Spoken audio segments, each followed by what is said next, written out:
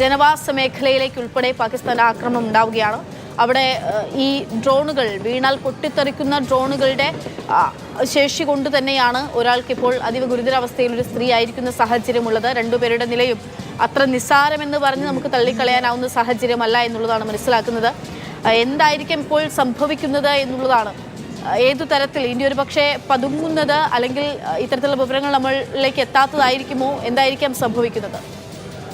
അക്ഷയ, ഇന്ന് രാത്രിയിൽ പാകിസ്ഥാൻ ഇന്നലെ നടന്ന അതേ മാർഗമാണ് സ്വീകരിച്ചത്. ഇരുട്ടിന്റെ മറവിൽ ഇന്ത്യൻ നഗരങ്ങൾ ആക്രമിക്കാൻ വന്നു എന്നാണ് പ്രതിരോധ വൃത്തങ്ങൾ സൂചിപ്പിക്കുന്നത്. അപ്പോൾ അവർ ഇന്ത്യൻ നഗരങ്ങളെ ലക്ഷ്യമിട്ട് വലിയ ആക്രമണം. ഇന്നലെ വന്ന ഡ്രോണുകളുടെ സ്വഭാവം മാറിയിരിക്കുന്നു. ഇന്ന് വന്ന ഡ്രോണുകൾ സ്ഫോടകശേഷിയുള്ള ആംഡ് ഡ്രോണുകളാണ്. അപ്പോൾ അതിൻ്റെ സ്വഭാവം കുറച്ചുകൂടി ഗൗരവത്തിൽ രാജ്യം അതിനെ കണ്ടിരിക്കുന്നു. അപ്പോൾ തിരിച്ചടിക്കുന്നു എന്നുള്ള വിവരം തന്നെയാണ് ഇപ്പോൾ പുറത്തു വരുന്നത്. ഇപ്പോൾ സമൂഹ മാധ്യമങ്ങൾ നോക്കുകയാണെങ്കിലും പാകിസ്ഥാൻ മാധ്യമ പ്രവർത്തകർ പലരും അവിടെ നിന്ന് ഇതൊന്നും സ്ഥിരീകരിക്കുന്നതല്ല. പക്ഷേ അവിടെ നിന്ന് അവർ റിപ്പോർട്ട് ചെയ്യുന്നത് ഇന്ത്യയുടെ ഭാഗത്തു നിന്ന് വലിയ ആക്രമണം പാകിസ്ഥാൻ നഗരങ്ങൾ കേന്ദ്രീകരിച്ച് നടക്കുന്നു എന്നുള്ളതാണ്. പ്രത്യേകിച്ച് ലാഹോർ മേഖലകളിൽ വലിയ തോതിലുള്ള സ്ഫോടനങ്ങൾ നടക്കുന്നു എന്നുള്ള വിവരങ്ങൾ അവർ പങ്കുവയ്ക്കുന്നുണ്ട്. പക്ഷേ അതൊന്നും സ്ഥിരീകരിക്കപ്പെട്ടിട്ടില്ല. പക്ഷേ ഒരു കാര്യം നമ്മുടെ പ്രതിരോധ മന്ത്രാലയം വൃത്തങ്ങൾ സൂചിപ്പിക്കുന്നത് ജമ്മു സെക്ടറിൻ്റെ ഓപ്പോസിറ്റ് വലിയ തോതിൽ റിറ്റാലിയേഷൻ നടക്കുന്നു എന്നുള്ളതാണ്. അപ്പോൾ അത് എവിടെയൊക്കെ ആണ് എന്നുള്ളത് സ്പെസിഫിക് ആയിട്ട് പറയുന്നുമില്ല. ഒരു പക്ഷേ ഖരിയാനിൽ കൂടാതെ ജമ്മു സെക്ടറിൻ്റെ മറുഭാഗമാകുമ്പോൾ സിയാൽകോട്ട് അടക്കമുള്ള മേഖലകളിൽ ആ തിരിച്ചടി ഉണ്ടാകാം. ഇപ്പോൾ ഈ പാക് മാധ്യമ പ്രവർത്തകരുടെ ഭാഗത്തു നിന്ന് വരുന്ന വിവരമനുസരിച്ചാണെങ്കിൽ ലാഹോറിലടക്കം സ്ഫോടന ശബ്ദങ്ങൾ കേൾക്കുന്നു എന്നുള്ളതാണ്. അപ്പോൾ വലിയ തോതിൽ ഒരു പ്രഹരം ഈ രാത്രിയിൽ ഇങ്ങോട്ട് വന്ന അതേ ആക്രമണത്തിൻ്റെ മറു രീതിയിലുള്ള പ്രഹരം ഇന്ത്യ നൽകുന്നു എന്നുള്ള ഒരു വിവരമാണ് വരുന്നത്. ഏതായാലും ഈ പുലർച്ചെ പാകിസ്ഥാനുമേൽ ഇന്ത്യ വീണ്ടും പ്രഹരം തുടങ്ങിയിരിക്കുന്നു. ഇന്ന് വൈകിട്ട് എങ്ങനെയാണോ ഇന്ത്യയെ ആക്രമിക്കാൻ പാകിസ്ഥാൻ ഡ്രോണുകൾ എത്തിയത്, അതേപോലെ തന്നെ അതേ നാണയത്തിലുള്ള തിരിച്ചടി ഇന്ത്യയുടെ ഭാഗത്തു നിന്ന് വരുന്നു. ജമ്മു സെക്ടറിൻ്റെ മറുഭാഗത്ത് ഇന്ത്യ വലിയ തോതിൽ പാകിസ്ഥാന് മറുപടി നൽകിക്കൊണ്ടിരിക്കുന്നു. പ്രത്യേകിച്ച് ഖരിയാനിൽ ഡ്രോൺ കണ്ടതായി ചില സ്ഥിരീകരണങ്ങൾ നേരത്തെ ഉണ്ടായിരുന്നു. അതിനൊപ്പം തന്നെ ജമ്മു സെക്ടറിൻ്റെ മറുഭാഗമാകുമ്പോൾ സിയാൽകോട്ട് അടക്കമുള്ള നഗരങ്ങൾ ആ പ്രദേശങ്ങൾ ഈ ആക്രമണ വിധേയമാകാനുള്ള സാധ്യതയുണ്ട്.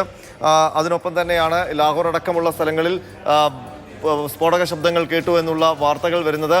തിരിച്ചടിക്കുന്നു എന്നുള്ള കാര്യം ഏതാണ്ട് സ്ഥിരീകരിക്കുന്നുണ്ട്. അത് നമ്മുടെ വാർത്താ ഏജൻസികളും ഒപ്പം തന്നെ പ്രതിരോധ മന്ത്രാലയവും അത്തരം സൂചനകളാണ് നൽകുന്നത്. പക്ഷേ പാകിസ്ഥാൻ്റെ ഏതേത് മേഖലകളിലാണ് ആ തിരിച്ചടി എന്നുള്ള കാര്യം വ്യക്തമല്ല.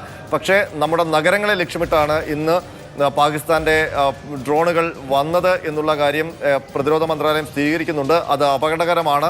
അവർ ഈ ആംഡ് ഡ്രോണുകളാണ് ഇന്ന് അയച്ചത്. അപ്പോൾ കൂടുതൽ കാഷ്വാലിറ്റി ഇന്ത്യൻ ഭാഗത്തുണ്ടാക്കുക, നമ്മളുടെ രാജ്യത്തിൻ്റെ പരമാധികാരത്തിന് നേരെ കൈയോങ്ങുക എന്നുള്ള കൈവിട്ട തീക്കളിക്കാണ് പാകിസ്ഥാൻ ഇന്ന് മുതിർന്നത്. അതുകൊണ്ട് തന്നെയാണ് ജനവാസ മേഖലകൾക്ക് നേരെയുള്ള ഈ ആക്രമണങ്ങൾക്ക് ശക്തമായ തിരിച്ചടി നൽകാൻ പ്രതിരോധ മന്ത്രാലയം ഇന്ന് സേനകൾക്ക് ഇന്ന് രാത്രിയിൽ നിർദ്ദേശം നൽകിയത്. അതിന് തൊട്ടു പിന്നാലെയാണ് ഈ തിരിച്ചടിക്കുന്നു എന്നുള്ള വാർത്തകൾ, ഇന്ത്യ തിരിച്ചടി തുടങ്ങിയിരിക്കുന്നു എന്നുള്ള വാർത്തകൾ ഇപ്പോൾ വരുന്നത്. അക്ഷയ, തീർച്ചയായും അതാണ്, ഇന്ത്യ തിരിച്ചടിക്കുന്നു എന്നുള്ള വിവരം തന്നെയാണ് നമുക്ക് ലഭ്യമാകുന്നത്. പക്ഷെ അതെവിടെ എന്നുള്ളത് ഇനിയും നമുക്ക് ആ തരത്തിലുള്ള വിവരങ്ങൾ ലഭിച്ചിട്ടില്ല എന്ന് മനസ്സിലാകുന്നു.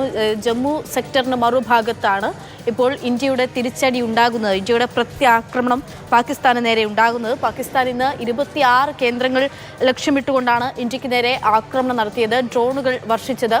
26 ഇടങ്ങളിലും നിലം തൊടിയിക്കാൻ ഇന്ത്യ അനുവദിച്ചിട്ടില്ല. ഇന്ത്യ പൂർണ്ണമായിട്ടുള്ള കനത്ത പ്രഹരം പാകിസ്ഥാൻ നൽകുകയാണ്. ഈ ഡ്രോണുകളെയൊക്കെ നിർവീര്യമാക്കുന്ന കാഴ്ചയാണ് ഇന്നും നമ്മൾ കണ്ടത്. പക്ഷേ ഇന്ത്യയുടെ പ്രത്യാക്രമണം തുടങ്ങിക്കഴിഞ്ഞിരിക്കുന്നു. അതെങ്ങനെയാണ് എന്ന് നമുക്ക് അറിയേണ്ടതുണ്ട്.